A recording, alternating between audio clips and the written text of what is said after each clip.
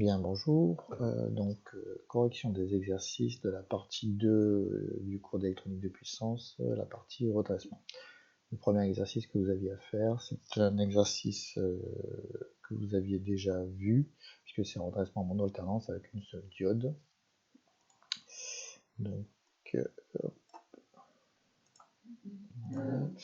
Donc ici, j'ai ma tension de diode. Voilà. Je sais que ma diode est passante, que ma tension est positive, donc à ce moment-là, j'ai U égale UR, ce que je trouve ici, et je sais que ma diode est bloquée quand la tension est négative, à ce moment-là, je suis ici. Voilà. Ensuite, c'est pas celui-là, c'est celui-là. Ensuite, vous aviez à faire un pont de Gretz. Alors, pour ce qui est du pont de Gretz, je vais un petit peu plus le détailler. Donc en fait, c'est ce qu'on appelle un redressement double alternance. C'est un des montages les plus classiques, c'est celui que vous retrouvez par exemple pour vos téléphones portables. Alors comment est-ce que ça fonctionne? Il y a deux parties. Une partie quand la tension est positive, la tension d'alimentation, et une partie quand la tension est négative. Quand la tension est positive, ici, donc qu'est-ce qui va se passer? Donc j'ai ce potentiel là qui est plus grand que celui-là, donc en fait le courant va faire comme ça. Il va passer dans la diode D1. Voilà. Et il va repartir par la diode D4. Ça, c'est cette partie-là. C'est-à-dire que là, je vais avoir D1 et D4 passant. Deuxième partie maintenant, lorsque j'ai ma tension qui est négative. Quand ma tension est négative, ce potentiel-là devient plus grand que celui-là. Donc en fait, le courant va passer comme ça. Il va passer par D2, mais on voit qu'il va être redressé et il va finir par D3. Alors j'aurais dû mettre des flèches. Voilà. Vous avez compris que c'est toujours comme ça. Donc ça, c'est la deuxième partie, ici. Et là, je vais avoir D2 et D4. Ok. Voilà pour le montage double alternance. On passe maintenant au montage PD3 pour redresser les montages triphasés. Donc là, j'ai maintenant 6 diodes. Ici, j'ai mon réseau triphasé. Alors je vous rappelle que sur un réseau triphasé, vous avez, on va faire un peu plus gros, vous avez soit des tensions. Donc on va ici nos tensions simples, c'est-à-dire tension V1, V2, V3, qui sont mes tensions entre phase et un neutre. Si j'avais mis un neutre ici, je vais peut-être les redessiner. Voilà. Tac. On met des tensions au vert. Et puis, on va faire comme ça. Donc petit rappel sur un réseau triphasé. Je peux pas écrire là. Ici, voilà, là. Sur un réseau triphasé, si je relève la tension entre une phase et un neutre GV, donc c'est ces tensions qu'on a ici. Si maintenant je fais entre deux phases, 1 et 2, voilà, ici j'aurai une tension U qui est une tension composée, c'est ce que je retrouve ici, et j'en profite pour rappeler que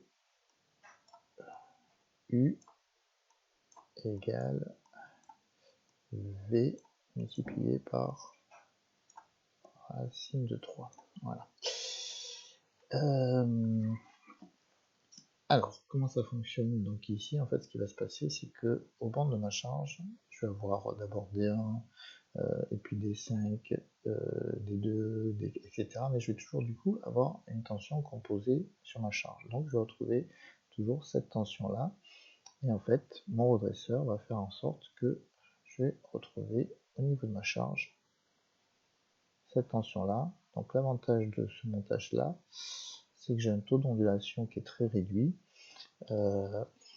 puisque en fait on a presque fait du continu. C'est par exemple ce qu'on va retrouver entre un alternateur de voiture et une batterie. Voilà pour le PD3. Enfin, la dernière application, c'est pas celle-là, elle n'y est pas.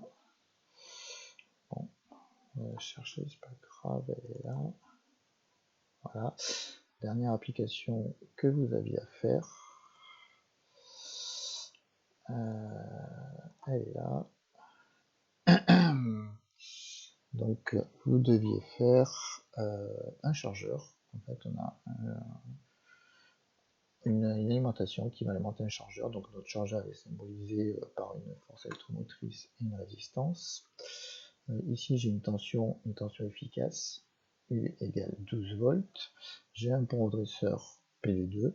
Donc, en entrée, je vais avoir de l'alternatif, en sortie, je vais avoir un redressement. Double alternance qu'on retrouve ici. Donc, différentes questions, déterminer l'intensité maximale du courant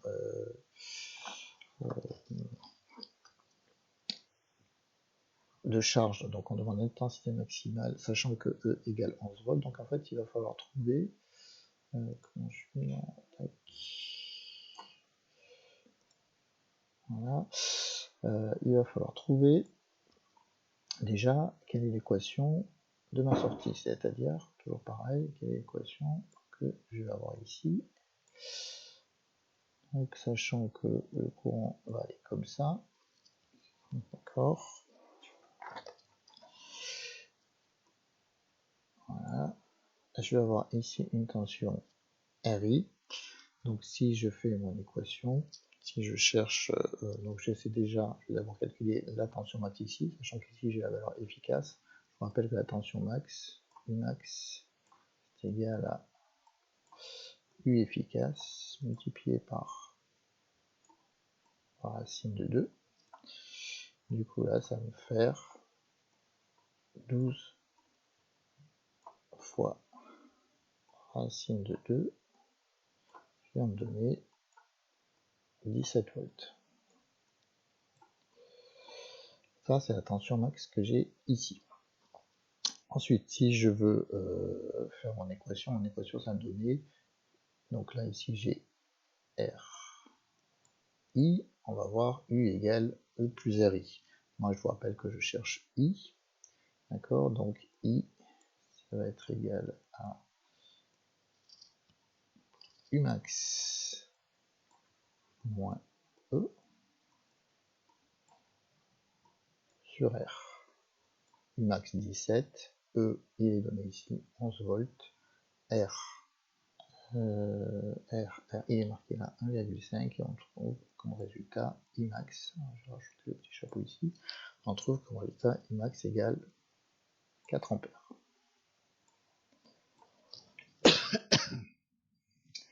Donc on a répondu à la première question. Deuxième question, on vous dit construire soigneusement la courbe relative à IC sur le graphe ci-dessous. Alors, ce qu'on remarque, ici vous avez, donc là vous avez votre tension, vous avez E, ici vous avez un double axe avec U et I, d'accord. Et en fait ce qui va se passer c'est que le courant va circuler à partir du moment où U va être supérieur à E. Donc c'est-à-dire à partir de là. Et le courant va arrêter de circuler lorsque U deviendra inférieur à E. Ce qui veut dire qu'en fait, si je regarde les instants, ici je vais avoir un courant nul, et à partir de cet instant-là, je vais avoir un courant qui va monter jusqu'à mon courant Imax, donc mon courant Imax qui est de 4 ampères. Donc ça va faire comme ça, voilà, et ça va redescendre là, à ce niveau-là, lorsque ma tension passe dessous la valeur de ma batterie. Même chose ici, voilà. Ce qui veut dire que j'obtiens une courbe I qui ressemble à ça. Donc on a fait ça concernant la courbe relative relevée pour la première alternance des instants T1 et T2. T1 ici, T2 ici. Voilà. On va dire qu'on peut relever T1 à peu près 2 millisecondes. Et T1 2 millisecondes et T2 8 millisecondes. Voilà. Donc ça on a fait. Quelle devrait être la durée de la charge, considérant que ne varie pas pour une valeur moyenne d'intensité du courant de charge de 1,5 A si on désire obtenir une quantité d'électricité de 30 A. Donc c'est toujours la même formule. Vous vous rappelez, Q en ampères-heure égale I fois T. Donc nous ce qu'on cherche c'est l'autonomie de notre batterie. Donc T, ça va être égal à Q sur I, donc 30 ampères-heure. Voilà. Sur un courant moyen de charge de 1,5. Et on trouve donc une autonomie de 20 heures. Voilà, les corrections sont finies. Merci pour cette première partie.